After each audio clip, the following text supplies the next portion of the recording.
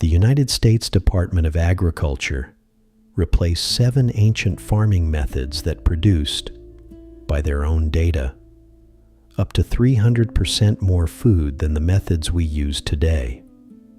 They didn't outlaw all of them. They didn't have to. They stopped funding the research, removed them from the manuals, excluded them from federal housing programs, and within 2 generations, they were gone. In the next 13 minutes, you're going to see all 7, what they did, why they worked, and which one the USDA tried hardest to bury. Method 1 fed 20 million people on a single field with 0 chemicals. Method 2 grows for 30 years on a pile of buried wood. Method 3 produced 7 harvests a year on floating islands. Method 4 doubled the population of Europe in 2 centuries. Method 5 kept grain edible for 7 years in a hole in the ground. Method 6 made soil so rich it's still fertile 2,000 years later. And Method 7, the one the USDA actually published a study on in 1924, then defunded a year later. These are the 7. Method 1. 3 sisters. Indigenous North American farmers planted 3 crops together in the same mound: corn, beans, and squash. Not separately, not in rows, together. The corn grew tall, a trellis for the beans. The beans climbed the corn and fixed nitrogen back into the soil. The squash spread along the ground, its broad leaves shading out weeds, its prickly stems deterring pests. 1 mound, 3 crops. No fertilizer, no pesticides, no weeding. A single hectare of 3 sisters produced more protein and calories than any European-style monoculture of the same era. The Iroquois Confederacy alone fed an estimated 20 million people across the eastern woodlands using this system. Then, in 1830, the Indian Removal Act displaced the seed keepers. The corn, bean, squash polycultures were declared primitive. Federal Extension Service agents recommended raw monoculture and synthetic nitrogen instead. A system that fed 20 million people was made invisible in less than a century. Method 2. Hugelkultur, German for mound culture. You dig a trench, you fill it with rotting logs, branches, leaves, you cover it with soil, you plant on top. The wood inside slowly decomposes. It releases nutrients for 30 years. It holds water like a sponge. Even in drought, the mound stays moist 6 feet down. Eastern European peasants used this for centuries on land too poor for conventional plowing. Yield increases of 200 to 400% over flat ground are well documented in the Polish agricultural records. Then in the 1960s, the USDA Extension Service stopped recommending it. Petroleum-derived synthetic fertilizer was cheaper to subsidize. Mound construction was labor-intensive, and there was no patent on a pile of rotting wood. Method 3. Chinampas. Around the Aztec capital of Tenochtitlan, farmers built artificial islands in the freshwater lakes. They piled lake mud onto woven reed mats, anchored them with willow trees, and planted them. Each Chinampa produced 7 harvests per year, corn, beans, squash, amaranth, tomatoes, chili, flowers. The fish in the canals between the islands fertilized the crops. The crops fed the fish. 0 synthetic inputs, 0 soil exhaustion. 200,000 people lived on this system. Then in 1521, the Spanish conquered Tenochtitlan and drained the lakes. Their colonial tax model couldn't process polyculture.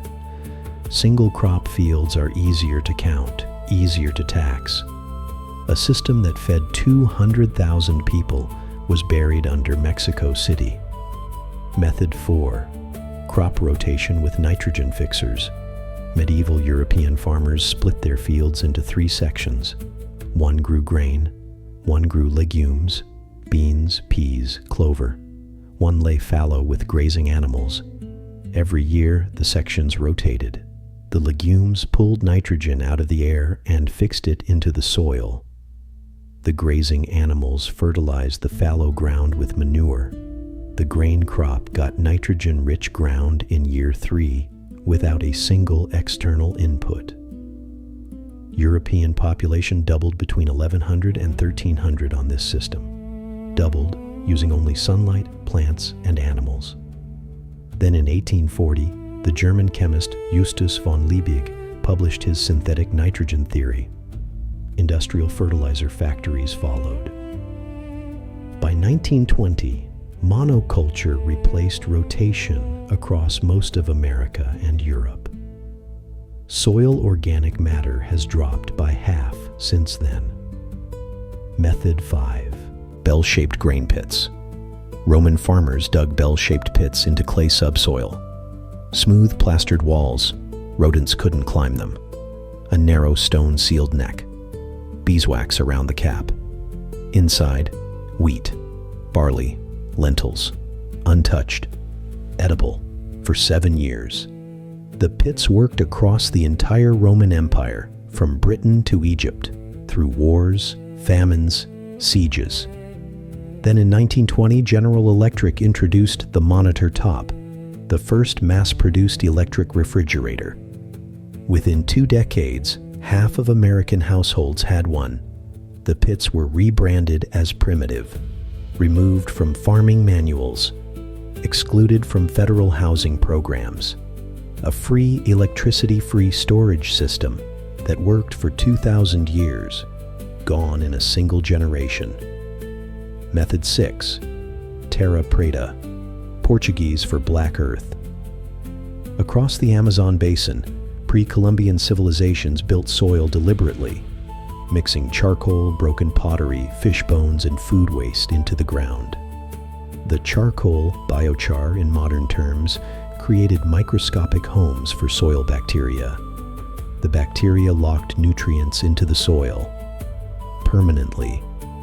A patch of Terra Preta made by an Amazonian farmer in 500 AD is still the most fertile soil within 50 miles today, in 2026.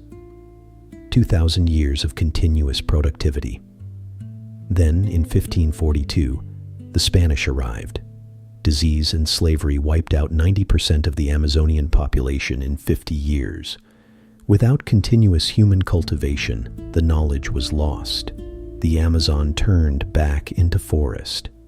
Modern soil science only rediscovered Terra Preta in the 1990s, and we still don't fully understand how to replicate it. Method 7. This is the one they tried hardest to bury. In 1924, the United States Department of Agriculture published Bulletin No. 1379. The title, "The Possibility of Increasing Crop Yields by the Use of Static Electric Charges Applied to Plant Foliage." The bulletin documented field trials across multiple crops. Wheat, 22% yield increase. Potatoes, 30%. Strawberries, 40%. With nothing but copper wire antennas stretched above the field, collecting atmospheric electricity and conducting it through the soil. No chemicals, no fertilizer, no water, just static charge in the air. The method is called electroculture. It works because atmospheric ionization stimulates root mycorrhiza and accelerates seed germination. In 1925, the funding was cut. The research was filed. The bulletin was removed from active circulation. Why? Because synthetic nitrogen fertilizer companies, the same ones that had just converted from World War I munitions plants, had a product to sell. Electroculture didn't sell anything. You can't patent the atmosphere. The bulletin exists today. You can pull it from the USDA archives. The field trials are real. The numbers are real. The method works. It was published. And then it was buried. 7 ancient farming methods. 3 sisters: Hugelkulture, Chinampas, nitrogen-fixing rotation, Roman bell pits, Terra, Preta, Electroculture. All 7 produce more food, more nutrition, and more soil health than the methods that replaced them. None of them required synthetic chemicals. None of them required patented seeds. None of them required external inputs. That's why they had to go. It wasn't disease. It wasn't nature. It was policy. But the methods still work. They've always worked. The Iroquois Confederacy, the medieval villages, the Amazonian builders, the Roman Empire, the Eastern European peasants, the Aztec engineers, and the U.S. Department of Agriculture's own forgotten 1924 bulletin. They buried this knowledge. We're digging it up. If this changed how you think about food, subscribe. There are 6 more methods we couldn't fit into this video. Which of these 7 do you wish your grandparents had taught you? Drop it in the comments. We're digging the next one up.